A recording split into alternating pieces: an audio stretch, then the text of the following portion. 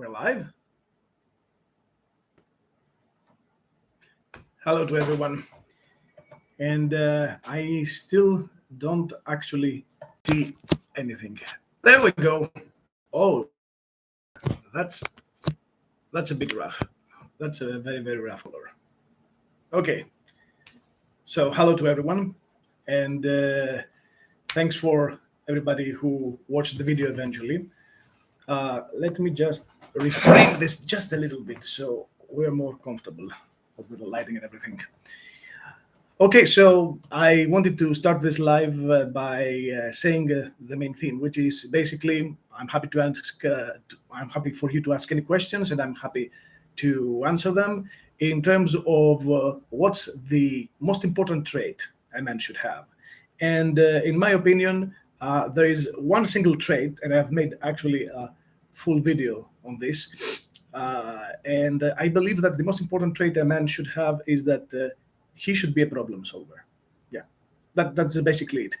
Because if he's a problem solver, then you are looking at a trait that has taken a lot and a lot of time to be cultivated. Okay, you can't be as a man a problem solver if you're not a leader. Because if you solve problems, then you have the ability to foresee them, well, most of the times.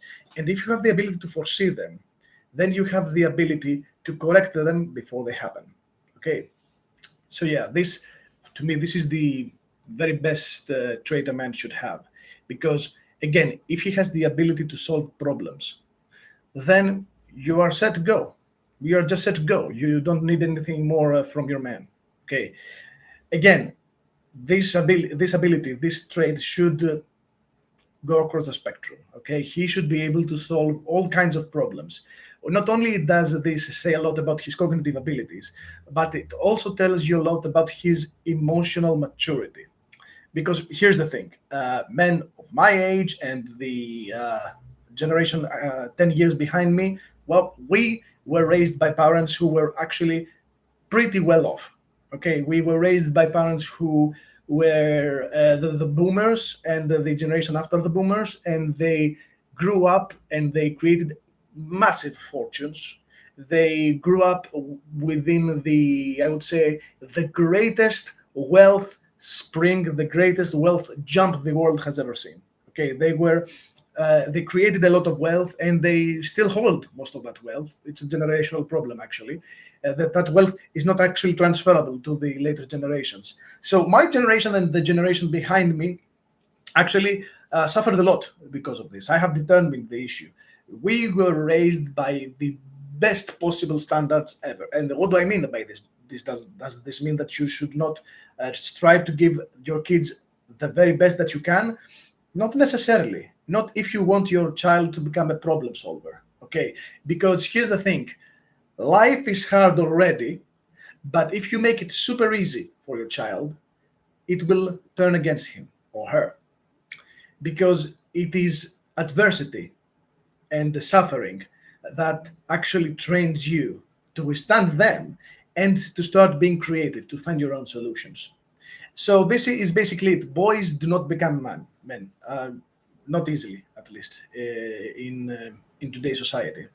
Western civilization does face a shortage not of males but of men, actual men who can solve problems. And you can take a look at me. I am a proud example of my generation, because 5 years ago, and before me and my wife got married, I couldn't make a baby formula or put a diaper on my child to save my life. Okay, my life was comprised of Pokemon, Yu-Gi-Oh, Magic the Gathering, basically everything that pop culture demanded a man of my age should ideally pursue. I did pursue it. I wasted my time. From my 20s to my 30s, it was a decade of you know purely spending my mother's money on what was essentially worthless. Not worthless in times of leisure, but worthless in terms of actually learning stuff. I did not add any value to my life. I was with a woman whose company I didn't really enjoy. I had given up pursuing women because, well, I wasn't really good at it, and she came on to me, and I was very flattered, and that's how we got together. And that's saying a lot if you are somewhere as a man where I was in my life.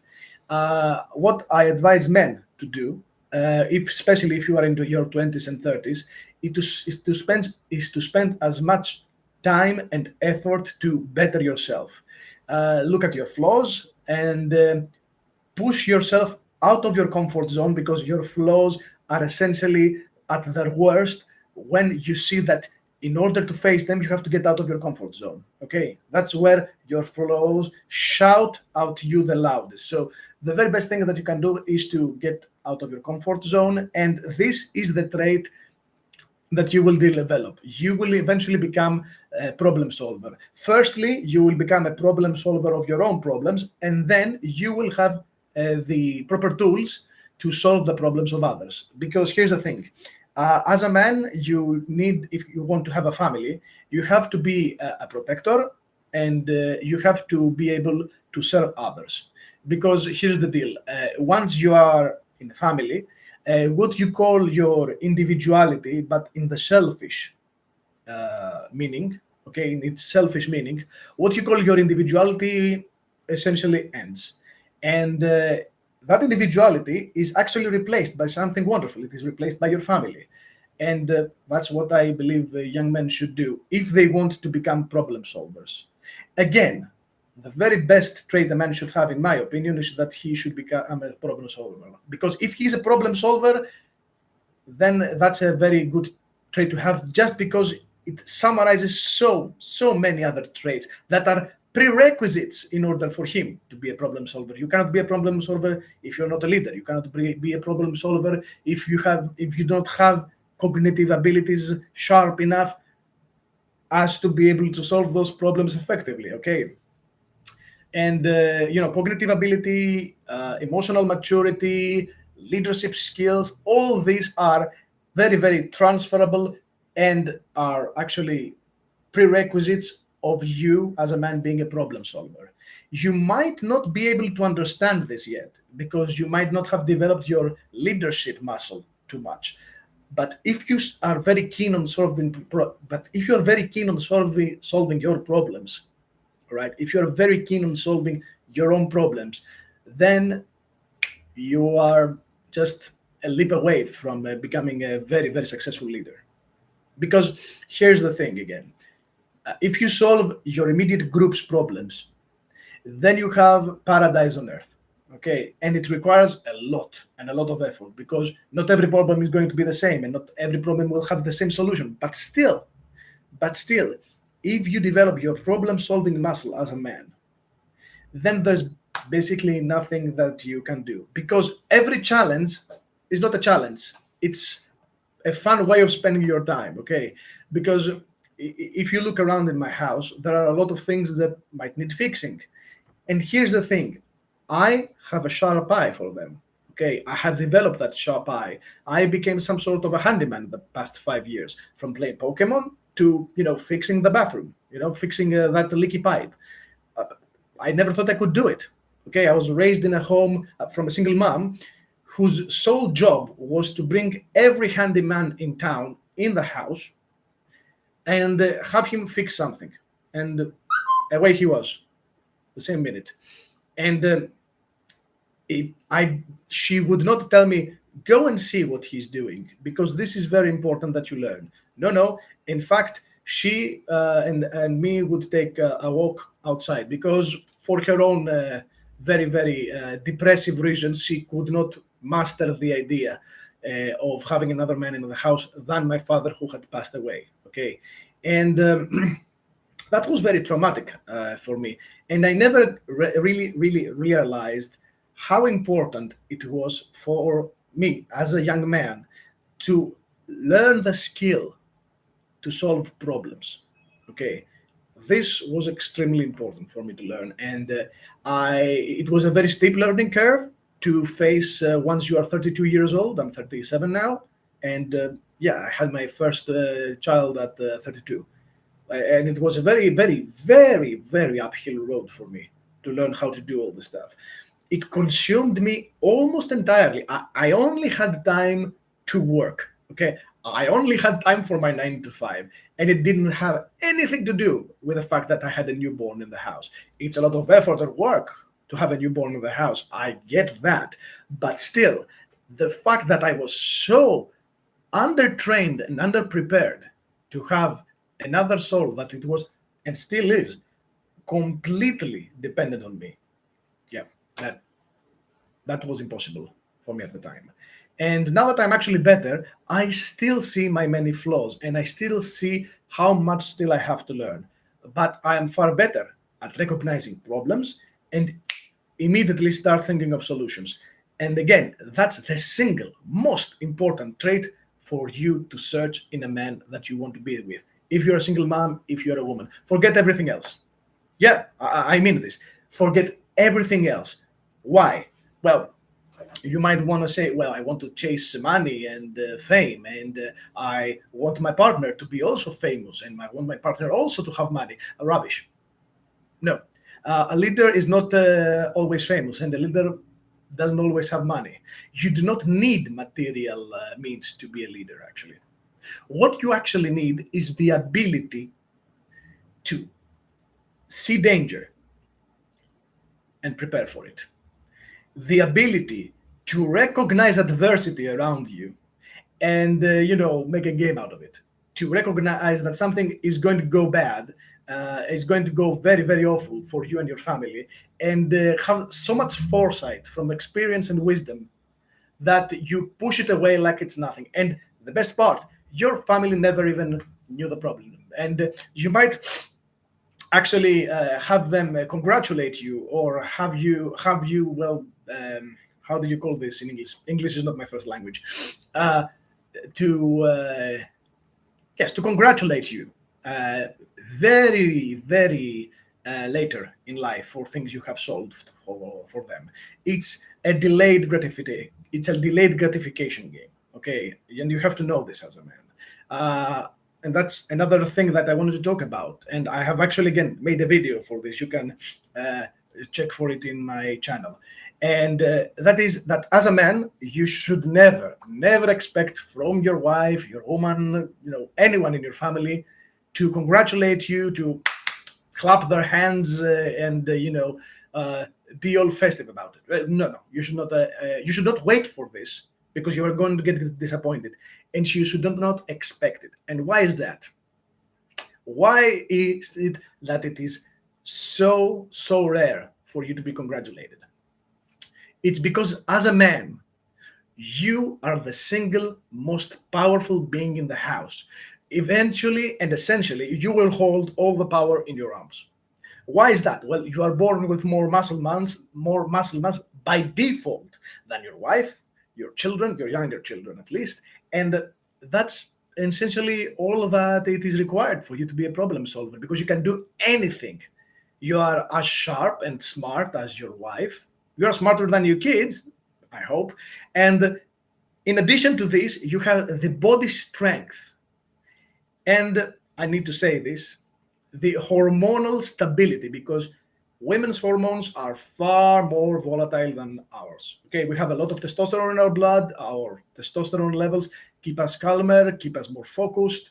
Okay, women, okay, have an incredible ability to multitask, but their hormonal levels are so volatile during their cycle that, in general, most women cannot always be as, how do you call this, as sentimentally focused on tasks. Okay, women have their emotional world at their disposal. We are very bad as men in controlling not only our emotions, but our ability to recognize our emotions. Okay, and control them. So, as a man, you have the entire emotional stability and the entire muscle strength by default at your disposal. So if you go and play PlayStation all the time, or Xbox, well, more power to you, but it is not where you will find gratification. Okay, you will find gratification, in my very humble opinion, by solving the problems of others, by adding value to the lives of others, but willingly. Okay, and this is the last part I want to talk about in this video, because it's a live one, and I have to do some things. I have to cook, and I have to fix a few things in the house actually before the day goes more on. It is very important that not only you as a woman find a problem solver, and it is not only important that you as a man you are a problem solver, but it is also very important to understand that as a couple, if the man is the problem solver, first and foremost, your future wife, your future special somebody, okay, the female part of the equation, is also a problem solver. And this is something that very, very many young women fail to understand. And here's the gist of it: women are terrible at handling emotions. Why? Because we have not such volatile changes in our emotions. Women are far better at controlling their emotions and recognizing them and acting on them. Okay? They are far more honest creatures than us when it comes to emotions. We as men, we are far more stable. So when an emotion comes, we have never seen this volatility in our life, and we're not prepared to face it. So that's why we are far, far worse, in my opinion, at dealing with emotions than women, because we are so calm most of the times that when emotion hits, we have not had the experience to deal with it. Okay, so as a woman, okay, who is in a serious relationship, you have a permanent special someone, if you are married, okay, if you are searching for someone, this is very important for you to hear. You are controlled by your man, because your man is and should be, in my very honest opinion, the leader of the household. This means that the final decision is not for you to make, and you might not want it to, okay, because it's his responsibility if he is the man of the house, and the responsibility is taken off your shoulders. And perks, you still get to hold him accountable, okay.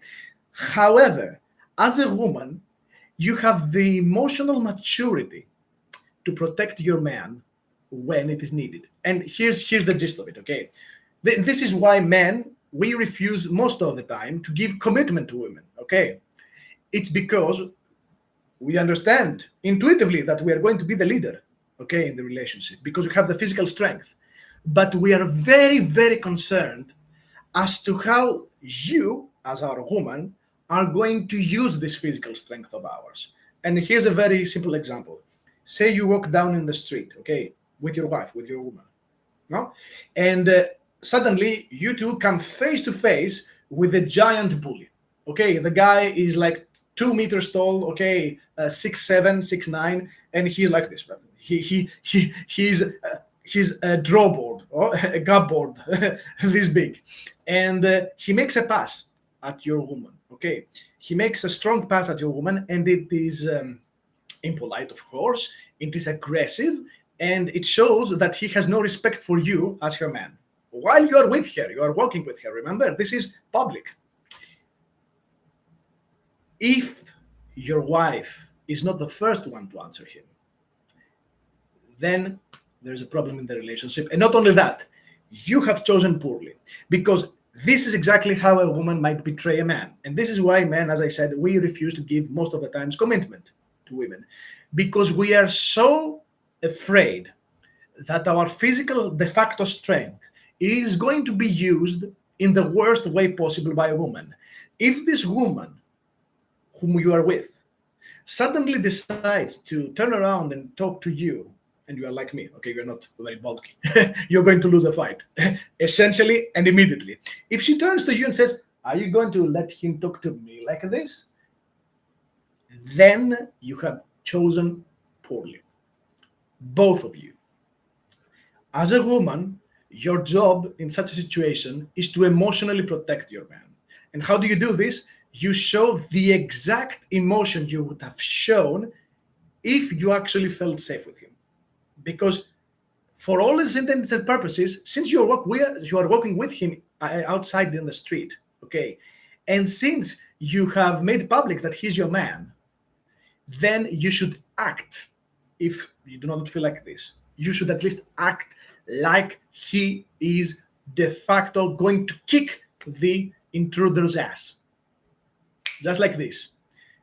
Problem solved. If you first attack the bully with words, then your man has the entire legitimacy, the entire ability to completely destroy him. Because here's the thing, women are social creatures as well, okay? And if societally we have your respect and your legitimacy, if you pump us up socially and say, this is my man, are you talking to me like this while I'm walking with my man? Are you that stupid? I'm going to fucking kick your ass for disrespecting my man and me. If you do this, then the bully will be shocked because he will suddenly have an information gap. Why is this woman whom I just attacked, attacked with words, is so aggressive against me? Where does she take the courage to attack me, to insult me when I do this? Because I am a very bulky man and I can do whatever I want. I'm a bully, okay? How is she doing this? What? Oh, the guy who she's with must be very capable. So I'm in danger. I might as well decide to shut up. I might as well decide to walk away. That's the emotional power you have over men and over your man. And that's how you protect your man. You protect him emotionally and societally. He protects you physically, okay, and by handling all the responsibilities of protecting the family. But you should protect each other. And that's what the family is. And that's how I want to close this mini live. I wanted to show you the very best trait that you can have as a man, be a problem solver, and what single moms and women can also search for and should search for in a man. He should be a problem solver. And what you, as a single mom, as a woman, as someone who has a special male someone in her life, should do in order to fix his problems. And that's about it. Thanks for watching, and please leave a like and subscribe if you found value in this video, because it actually helps a lot the channel. See you on the next one.